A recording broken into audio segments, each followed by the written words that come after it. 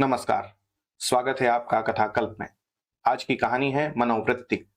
लेखक हैं मुंशी प्रेमचंद और स्वर है प्रवीण दीक्षित का। दृश्य एक सुंदर युवती प्रातःकाल गांधी पार्क में बिल्लौर के बेंच पर गहरी नींद में सोई पाई जाए, यह चौंका देने वाली बात होती है। सुंदरियां पार्कों में हवा खाने आती हैं, हंसती हैं, दौड़ती हैं, फूल पौधों से खेलती हैं, किसी का इधर ध्यान नहीं जाता। लेकिन कोई युवती रवीश के किनारे वाले बेंच पर बेखबर सोए, वह बिल्कुल गैर मामूली बात है, अपनी ओर बलपूर्वक आकर्षित करने वाली। रवीश पर कितने आदमी चहलकदमी कर रहे हैं, बूढ़े भी जवान भी, सभी एक क्षण के लिए वहीं ठिठक जाते हैं। एक नजर वह दृश्य देखते हैं और तब चले जाते हैं।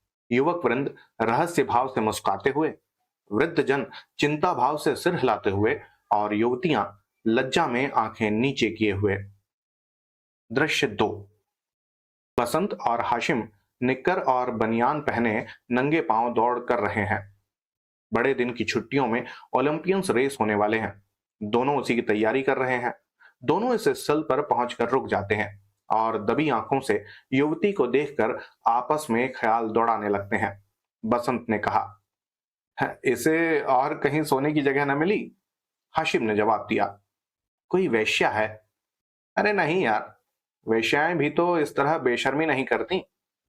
वेश्या अगर बेशर्म ना हो तो वह वेश्या नहीं है। बहुत सी ऐसी बातें हैं जिनमें कुलवधू और वेश्या दोनों एक व्यवहार करती हैं। कोई वेश्या मामूली तौर पर सड़क पर सोना नहीं चाहती।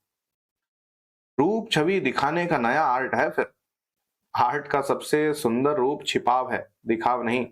वेश्या इस रहस्य को खूब समझती है। उसका छिपाव केवल आकर्षण बढ़ाने के लिए है, हो सकता है, मगर केवल यहां सो जाना यह प्रमाणित नहीं करता कि यह वेश्या है। इसकी मांग में सिंदूर है। अरे, वेश्याएं अवसर पड़ने पर सौभाग्यवती बन जाती हैं।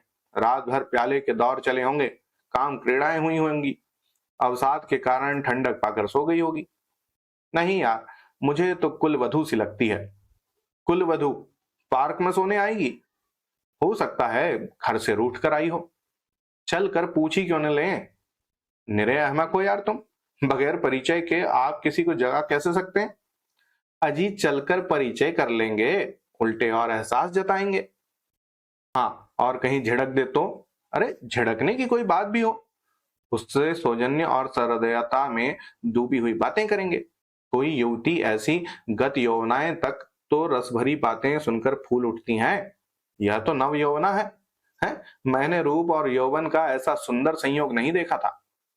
मेरे हृदय पर तो यह रूप जीवन पर्यंत के लिए अंकित हो गया। शायद कभी ना भूल सकूं इसे। अरे यार, मैं तो फिर भी यही कहता हूं, कोई वेश्या है। रूप की देवी वेश्या भी हो, उपास्य है। अरे यार, यहीं खड़े खड़े कवियों की सी बातें ही करोगे। जरा वहां तक चलते क्यों नहीं?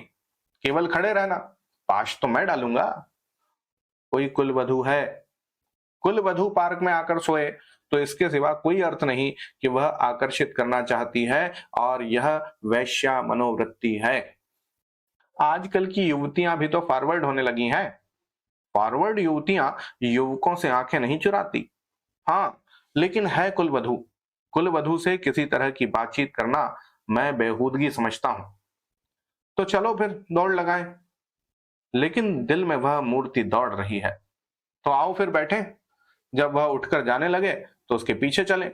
मैं कहता हूं वेश्या है, और मैं कहता हूं कुलवधू है। तो 10-10 की बाजी रही फिर। दृश्य 3। दो वृद्ध पुरुष धीरे धीरे जमीन की ओर ताकते आ रहे हैं, मानो खोई जवानी ढूंढ रहे हों। एक की कमर झुकी, बाल काले, स्थूल शरीर। दूसरे के बाल पके हुए पर कमर सीधी, इकहरा शरीर। दोनों के दांत टूटे पर नकली लगाए। दोनों की आंखों पर ऐनक। मोटे महाशय वकील हैं, छरहरे डॉक्टर। वकील साहब बोले, देखा, यह 20वीं सदी की करामात। डॉक्टर साहब ने कहा, जी हां देखा।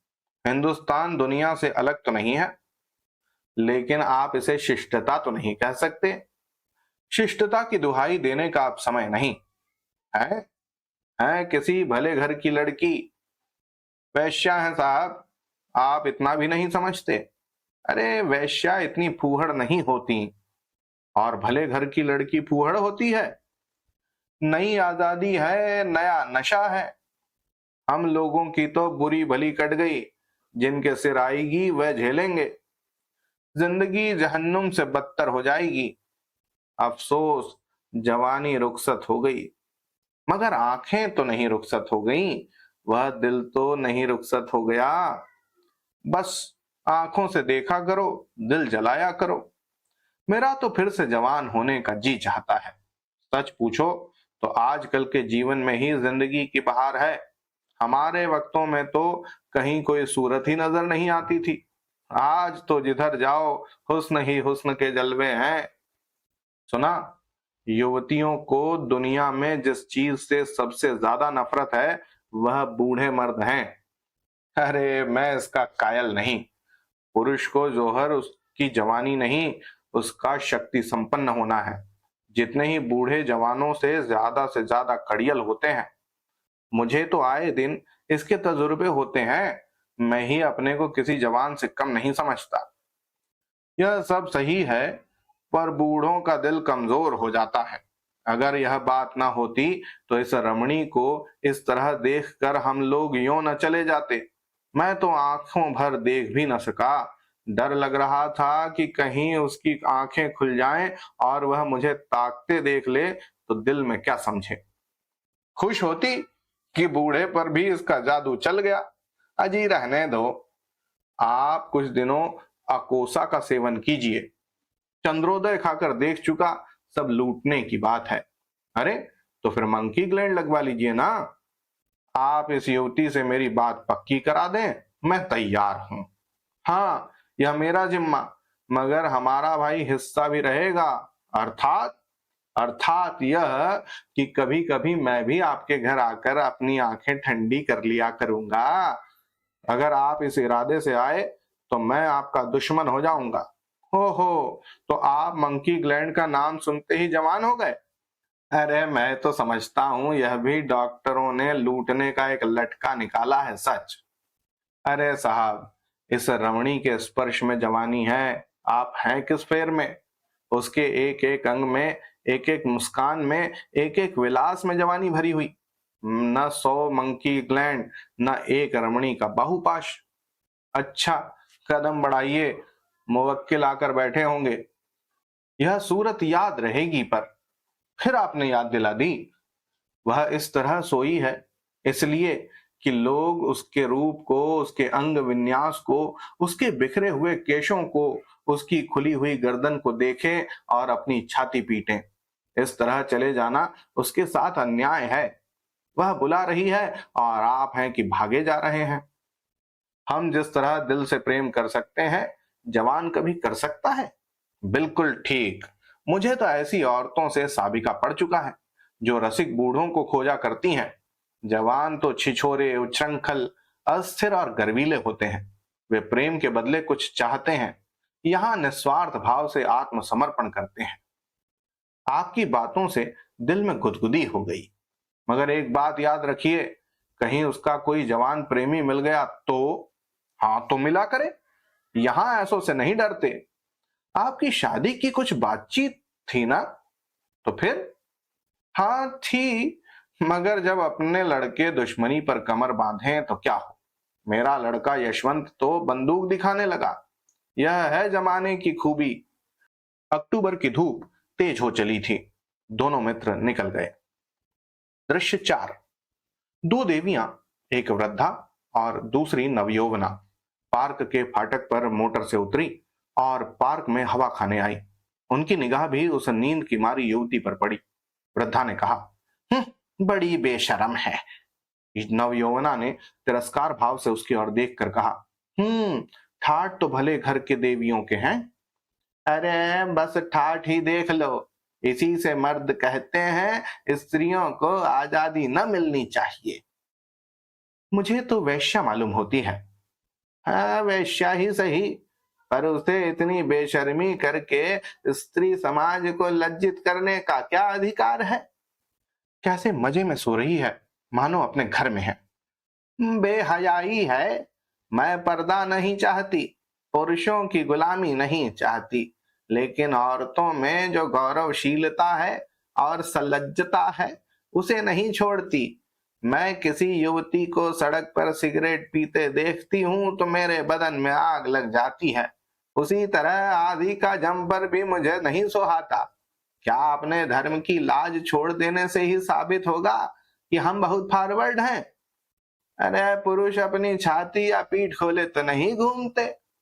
इसी बात पर बाई जी, जब मैं आपको आड़े हाथे लेती हूँ तो आप बिगड़ने लगती हैं। पुरुष स्वाधीन है, वह दिल में समझता है कि मैं स्वाधीन हूँ, वह स्वाधीनता का स्वांग नहीं भरता। स्त्री अपने दिल में समझती रहती है कि वह स्वाधीन नहीं है, इसलिए वह अपनी स्वाधीनता का ढोंग करती है। जो बलवान है वे अकड़ते नहीं, जो दुर्बल हैं वही अकड़ करते हैं। क्या आप उन्हें अपने आंसू पोंछने के लिए इतना अधिकार भी नहीं देना चाहती? अरे मैं तो कहती हूँ, स्त्री अपने को छिपाकर पुरुष को जितना नचा सकती है, अपने को खोल कर नहीं नचा सकती। स्त्री ही पुरुष के आकर्षण की फिक्र क्यों करे? पुरुष क्यों स्त्री से पर्दा नहीं करता? अब ना मुंह खुलवाओ मीनू, इस छोकरी को जगा कर कह दो कि जाकर घर में सोए। इतने आदमी आ जा रहे हैं और यह निर्लज्जा टांग फैलाए पड़ी है। यहाँ नींद कैसे आ गई इसे? रात कितनी गर्मी थी बाई जी, ठंडक पाकर बेचारी की आंख लग गई होगी। है, रात भर यहीं रही है, कुछ गड़बड़ है। मीनू युवती के पास जाकर उसका हाथ पकड़कर हिलाती है। यहाँ क्यों सो रही हो देवी जी? इतना दिन चढ़ाया, उठकर घर जाओ। युवती आंखें खोल देती है। ओहो, इतना दिन चढ़ाया, क्या मैं सो गई थी? मेरे सिर में चक्कर आ जाया करता है। मैंने समझा शायद हवा से कुछ लाभ हो। यहाँ आई पर ऐसा चक्कर आया कि मैं इस बेंच पर बैठ गई, फिर मुझे होश न रहा। अब भी मैं खड़ी नहीं हो सकती, मालूम होता है मैं गिर पड़ूंगी। बहुत दवा की पर कोई फायदा नहीं होता। आप आप डॉक्टर श्यामनाथ को जानती हैं? वे मेरे ससुर हैं। युवती ने आश्चर्य से कहा। अच्छा, वे तो अभी इधर से ही गए हैं। सच? लेकिन मुझे पहचान कैसे सकते हैं? अभी मेरा मेरा गौना नहीं हुआ है। तो क्या आप उनके लड़के बसंतलाल की धर्मपत्नी हैं? युवती ने शर्म से सिर झुकाकर स्वीकार किया। मीनू ने हंसकर कहा, अरे बसंतलाल तो अभी इधर से गए हैं, मेरा उनसे यूनिवर्सिटी का परिचय है। अच्छा, लेकिन मुझे उन्होंने देखा कहाँ है? तो मैं दौड़कर डॉक्टर को खबर दे दूं? जी नहीं, किसी को मत बुलाइए। अरे तो बसंतलाल भी तो यहीं खड़ा है, उसे बुला दूं? जी नहीं। तो चलो, अपने मोटर पर तुम्हारे घर पहुंचा देती हूँ। जी, आपकी बड़ी कृपा होगी। किस मोहल्ले में रहती हैं आप? जी, बेगमगंज, मिस्टर जयराम के घर। मैं आज ही मिस्टर बसंतलाल से बात करूंगी। मैं क्या जानती थी कि वे इस पार्क में आते हैं, मगर कोई आदमी तो साथ ले लिया होता। किस लिए? कोई जरूरत नहीं थी। और इसी के साथ पूरी होती है ये कहानी। अब देखिए, पुरुष मनोवृत्ति को उन्होंने एक स्त्री को सामने रखकर एक ऑब्जेक्ट की तरह प्रस्तुत किया और इसको समझाया। कैसी लगी आपको कहानी बताइएगा। होती है अगली कहानी में फिर मुलाकात, तब तक के लिए धन्यवाद और जय हिंद।